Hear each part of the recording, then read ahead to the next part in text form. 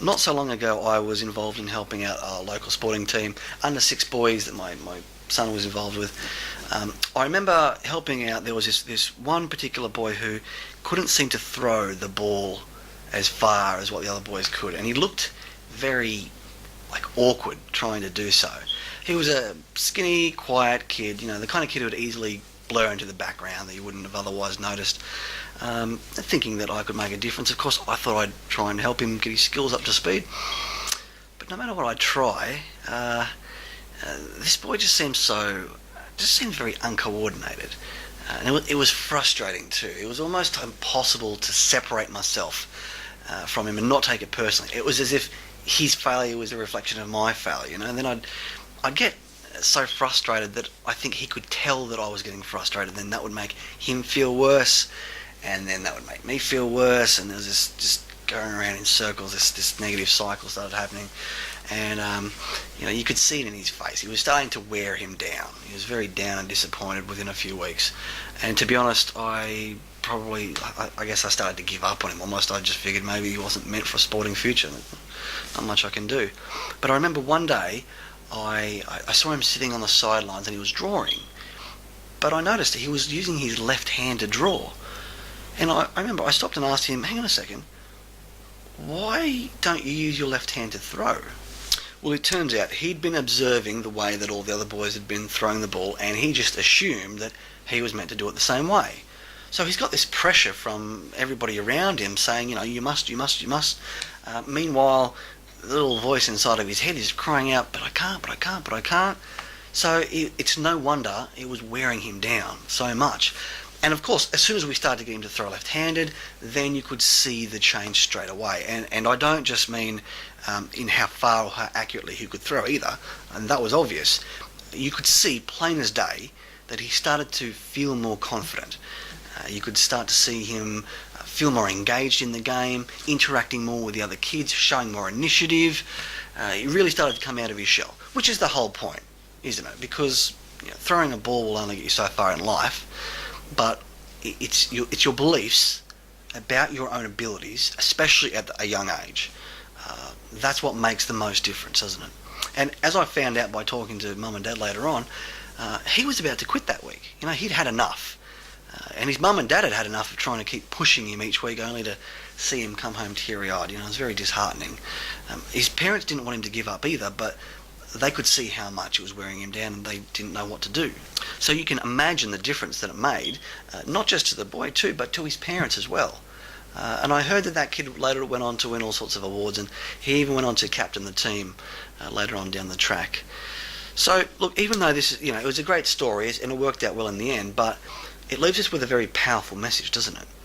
Because how many kids at school don't learn best in the way that they're being taught? And as a result, they start to form these beliefs that they just can't do it. It's too hard, and that's a huge weight on a young learner's shoulders. It just wears them into the ground, and it causes all sorts of frustrations and helplessness for parents too, who just they see this happening and they don't know what they can do to make a difference. It really is fascinating when you realise just how differently we all learn.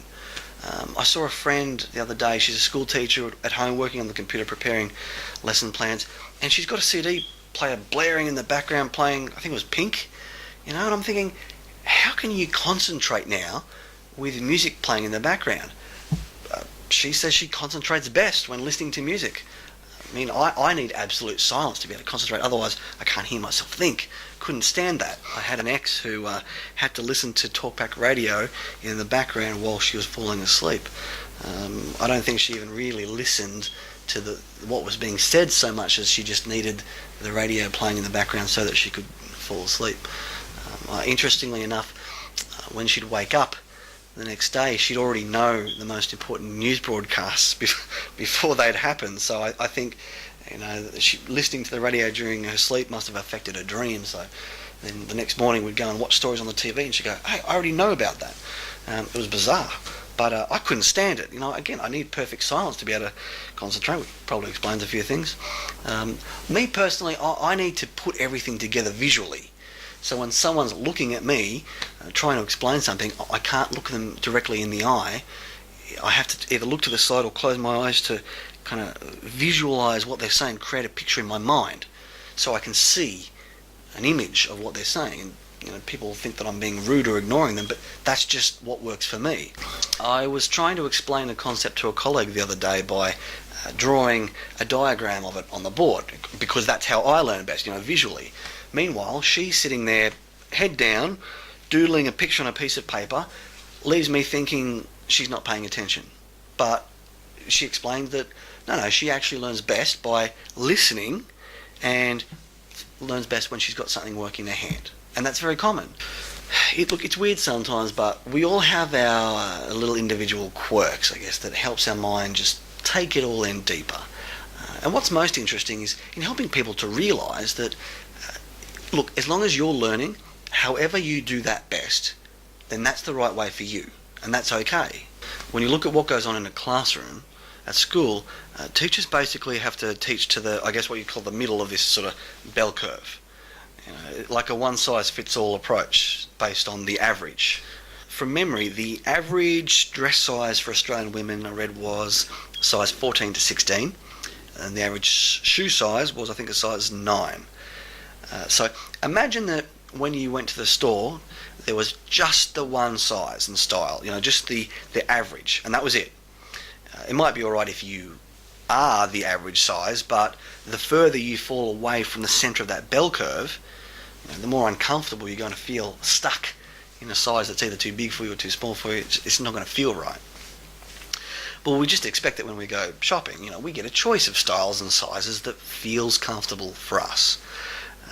And not just when it comes to clothes either, but for lots of things. For obvious economic reasons, of course, the school system just has to lump everybody together, from all different learning styles, and say, here you go, one size, fit this, or tough luck. One teacher, one lesson, one learning style, one size, and if that size doesn't fit your child, you can see it. When they can't make sense of it, you can see how uncomfortable they feel, stuck in a size that doesn't fit. But it doesn't have to be that way. And that's why the first thing that we aim to do is to find out, how does your child learn best?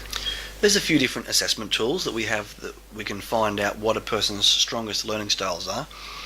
The best one would probably be Howard Gardner's theory of multiple intelligences. Now, anybody who's done a teaching degree over the last 30 years would know about this guy.